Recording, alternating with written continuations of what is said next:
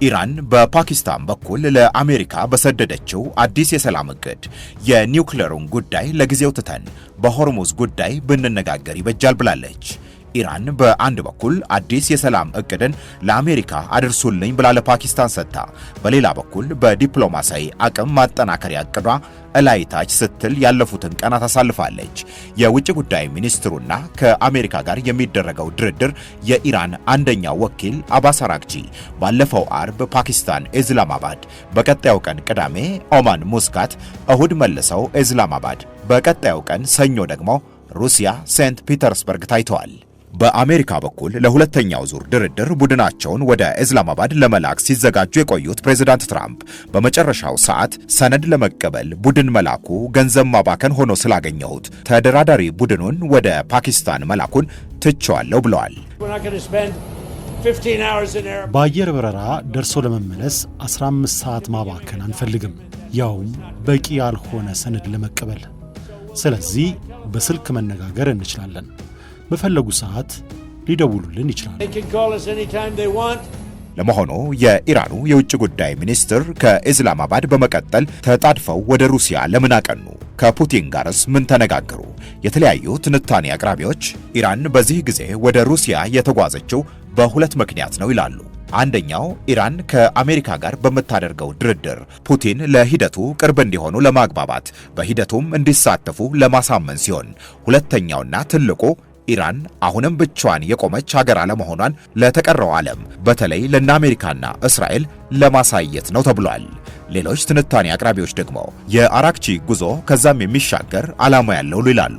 በቴህራን ዩኒቨርሲቲ የዓለም አቀፍ የጥናት ክፍል ውስጥ የአሜሪካ ጥናት ክፍል ተመራማሪው ፕሮፌሰር ፎአድ ኢዛዲ በተኩስ አቁም የቆመው ጦርነት በማንኛውም ጊዜ ዳግም ሊያገረሽ እንደሚችል ያስረዱና ኢራን ወደ ጦርነት ከተመለሰች ከሩሲያ የምትፈልገው ወታደራዊ ድጋፍ ስላለ በዛ ጉዳይ ላይ ለመመካከር አራግቺ ወደ ሴንት ፒተርስበርግ ተጉዟል ብለዋል።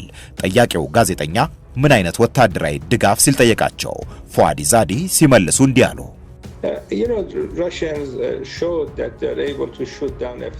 ሩሲያውያን ኤፍ-35 ተዋጊ ጄቶችን መተው መጣል እንደሚችሉ በዩክሬን ጦርነት ደጋግመው አሳይተዋል። በኢራን ሰማይ ላይ ደግሞ እነዚህ የአሜሪካ ተዋጊዎችን በብዛት እያየን ነው። ለኢራን እነዚህ ኤፍ-35 ጄቶችን መቶ መጣል የሚችል የአየር መቃወሚያ ስርዓት ባለቤት መሆን ትልቁ ጉዳይ ነው። የውጭ ጉዳይ ሚኒስትሩ ትልቁ ፍላጎታቸውና የሚነጋገሩበት ነጥብም እሱ ይመስለኛል።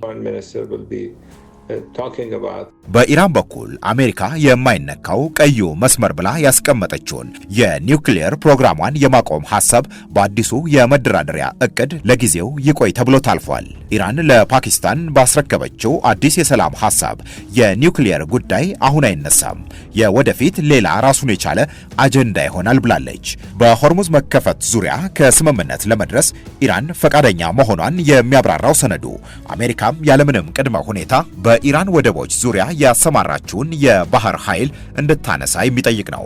ጦርነቱም ዳግም ላይመለስ በስምምነት እንዲቆም ለዛም መተማመኛ እንዲሰጥ ይጠይቃል።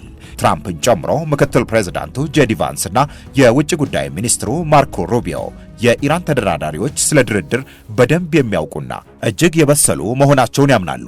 ግን ኢራን የኒውክሊየር ፕሮግራሟን ለመተው ካልወሰነች ምንም የሚሳካ ነገር እንደማይኖር ተናግረዋል። በኢራን በኩል ከኒውክሊየር ድርድሩ በፊት የሚቀድም ነገር አለ ቢባልም ይህ ጊዜ ለመግዛት እንጂ ወደፊትም ቢሆን ኢራን በኒውክሊየር ፕሮግራሟ ዙሪያ ከአሜሪካ ጋር የመነጋገር ፍላጎት የላትም እየተባለ ነው። ከኢራኑ ኤስኤንኤን ቲቪ ጋር ቃለመጠይቅ ያደረጉት የኢራን የፓርላማ ኮሚቴ በላዩ ኢብራሂም አዚዚ ኢራን በኒውክሌር ጉዳይ ከአሜሪካ ጋር የመነጋገር ምንም አይነት ፍላጎት እንደሌላት ተናግረዋል። በኢራን በኩል በተለይ ከኒውክሌር ጋር በተገናኘ ከአሜሪካ ጋር ድርድር የማድረግ ፍላጎት የለንም። ሁሌም የኛ ቀዩ መስመር መሆን ያለበት ዩራኒየም የማብላላት ፍላጎታችን የእውነትና ተቀባይነት እንዲኖረው ማድረግ ነው። ዓለም በአሁኑ ሰዓት ከምንም በላይ የሆርሙዝ ነገር የቅድሚያ የሚሰጠው ራስ ምታቱ ሆኗል።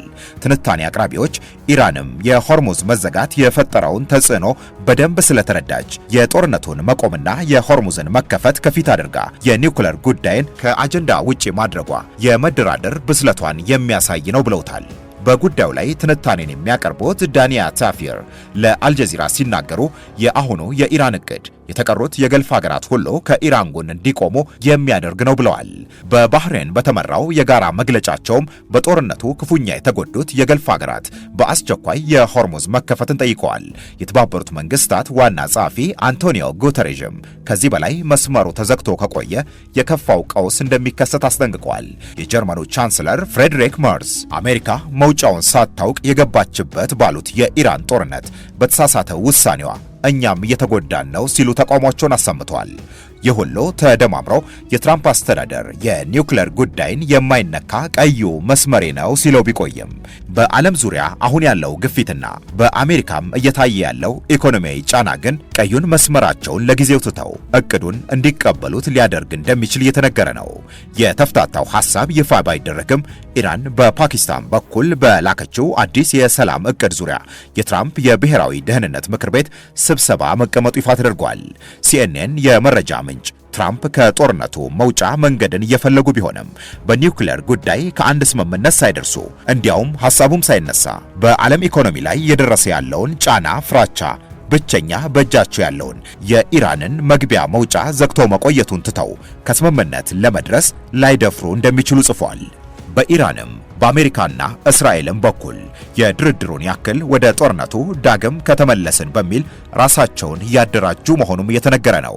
የአሜሪካ ግዙፎቹ የአውሮፕላን ተሸካሚ መርከቦች ዩኤስኤስ ጆርጅ ቡሽ፣ ዩኤስኤስ ኤብርሃም ሊንከን እና ዩኤስኤስ ጄራርድ ፎርድ ወደ 15000 የሚደርሱ የባህር ኃይል አባላትንና 200 የጦር አውሮፕላኖችን እንዲያዙ ዛሬም በዚያው በመካከለኛው ምስራቅ ዙሪያ በተጠንቀቅ እንደቆሙ ነው።